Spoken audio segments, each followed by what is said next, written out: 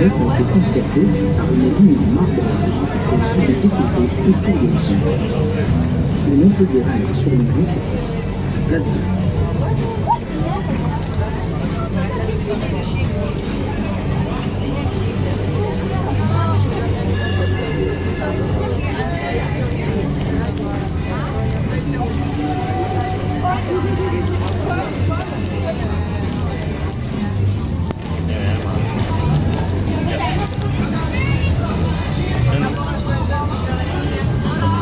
Alors à droite, mesdames et messieurs, il y a le petit train qui va être effacé.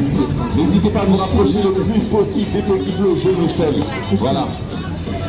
Il faut laisser un petit passage, exactement, pour que le train puisse passer. Voilà, voilà.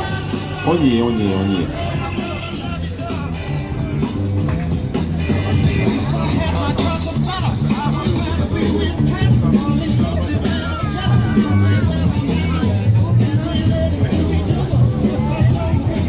Ok, on va reprendre notre échauffement tranquillement. Les architectes de la rue vont remettre le tout. L'opéra comique. Sur votre l'opéra municipal et l'opéra comique. Ce projet fut confié à Jacques-Philippe Maréchal par le duc de Richelieu en 1750. Après 2 incendies, la construction actuelle s'inspire de celle de la Comédie Française, caractérisée par ses grands escaliers et ses fenêtres. Célèbre de l'architecte José-Marie Castien-Bernard, né en 1848 et mort en 1926,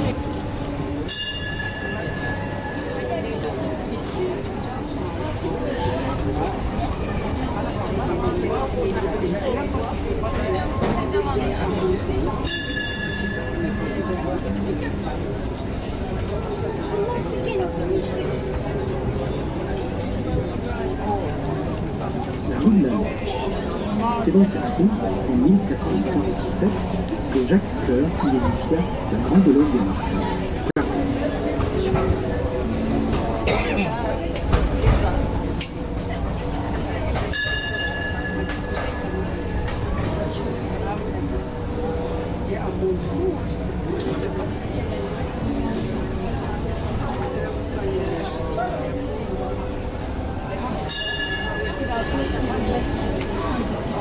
Sur cette place se trouvait au XIIe siècle l'église Notre-Dame des Fêtes.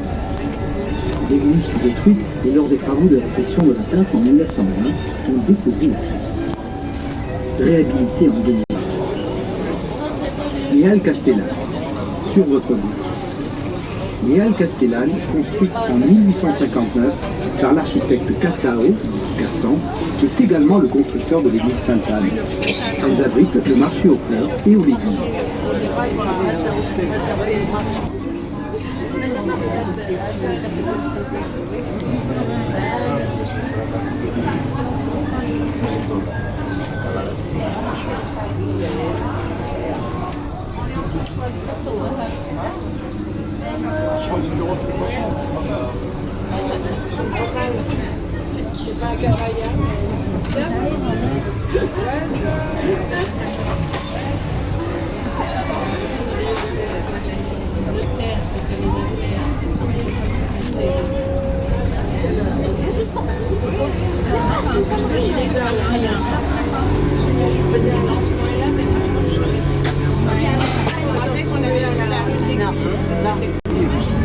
La Poste.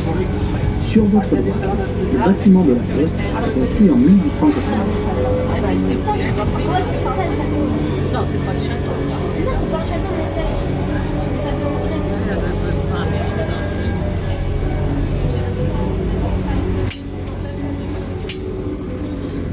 La préfecture. Autrefois, ce bâtiment était l'hôtel de la comtesse de Gand. Il devint le siège de l'intendant. Détruit sous la Révolution, sa façade fut reconstruite au XIXe siècle par l'architecte Béziers. Depuis, il abrite la préfecture de l'époque.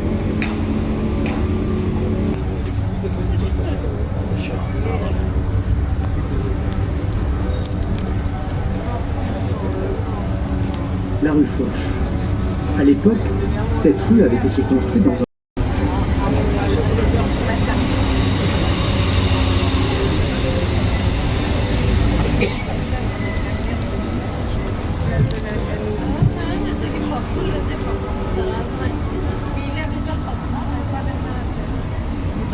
palais de justice.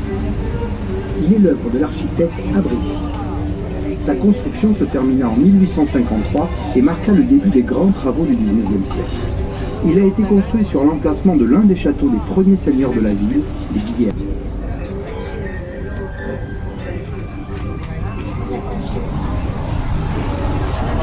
La place royale du Tourisme. On remarque le parcours pour montrer Les enfants ont vu, œuvre d'un Jalbert qui monte la garde à l'entrée du jardin depuis 1890. La statue de gauche représente l'amour domptant la force et celle de droite la force domptant l'amour.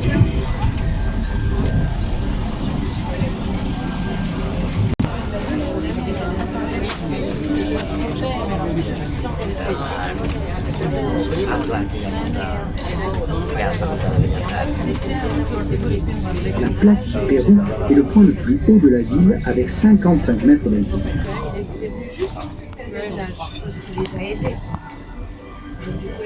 L'Arc de Triomphe. Louis XIV. L'ascension à son sommet est possible grâce aux visites de l'Office du tourisme.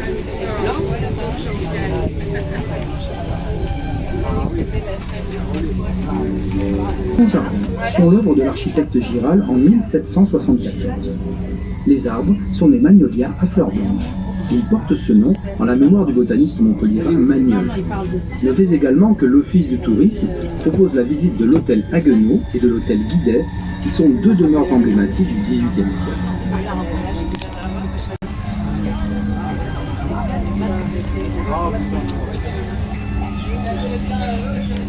Aqueduc Saint-Clément. Cet aqueduc, qui alimente le château d'eau, est composé de 236 arcs sur 800 mètres de long et 22 mètres de haut. Il fut surnommé les arcs. C'est en 1764 que l'ingénieur hydraulicien Henri Pitot de Launay la prison de Montpellier. Surnommée le château, elle fut la première maison d'arrêt de France à posséder des cellules individuelles. Construite sous Napoléon.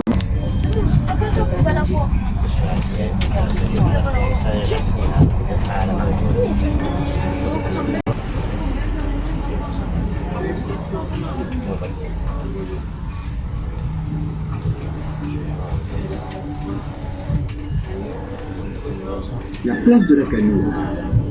Son nom lui vient de la maison des chanoines qui était à proximité. Elle abrite la fontaine aux licornes, une des trois principales fontaines de la ville alimentée par l'aqueduc Saint-Clément.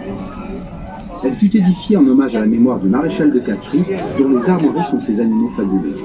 Sur le côté droit, on peut voir l'hôtel particulier.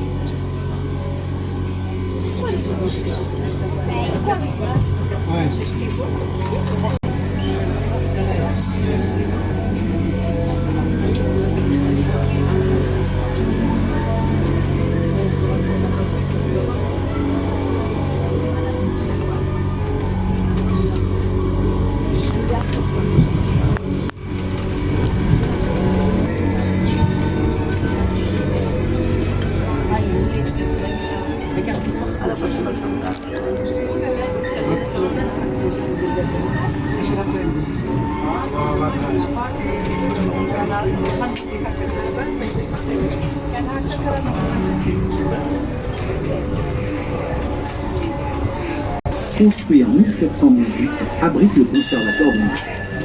Au fond, l'église Saint-Pierre, construite de 1866 à 1860, et son clocher reste le plus long.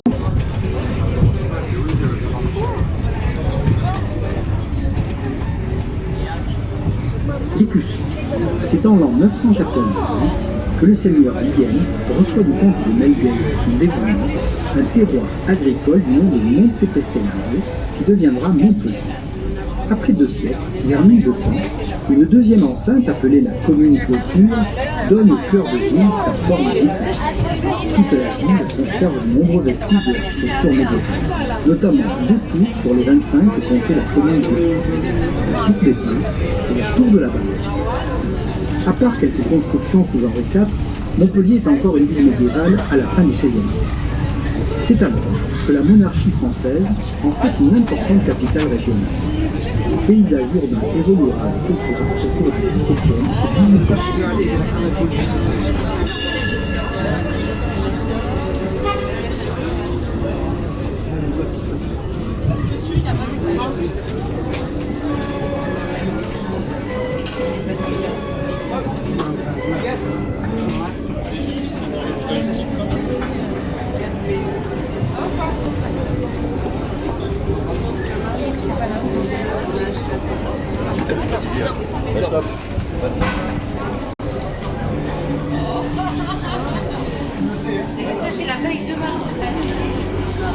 Jacques. Nous traversons la rue de l'Horloge pour rejoindre la rue Jacques. Né à Bourg en 1800, il s'initie très vite au commerce du Port. Argentier de Charles VII, c'est-à-dire gestionnaire du trésor royal,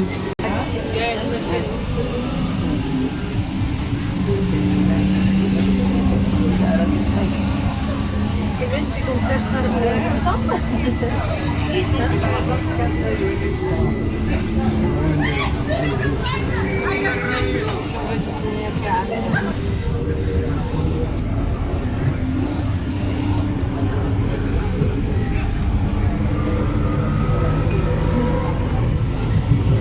de l'œuvre de François-Xavier Sand, qui fut l'un des grands espoirs de la peinture française.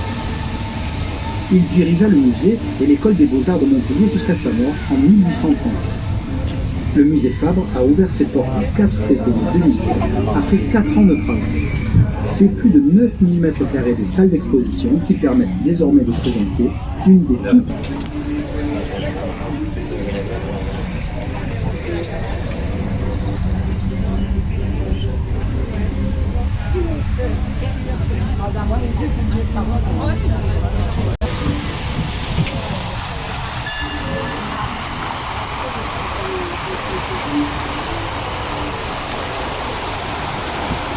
toutes pour la ville, au bout de il a été construit par Claude Vasconia à la fin des années 80 entièrement en granit.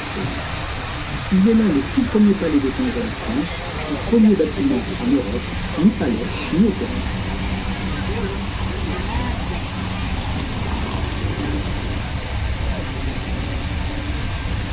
La ville de cède aux sociétés, qui sont d'actuelles associations, et prend le nom de pavillon populaire. Depuis une quinzaine d'années, il est devenu un espace dédié à l'art photographique et accueille de nombreuses expositions.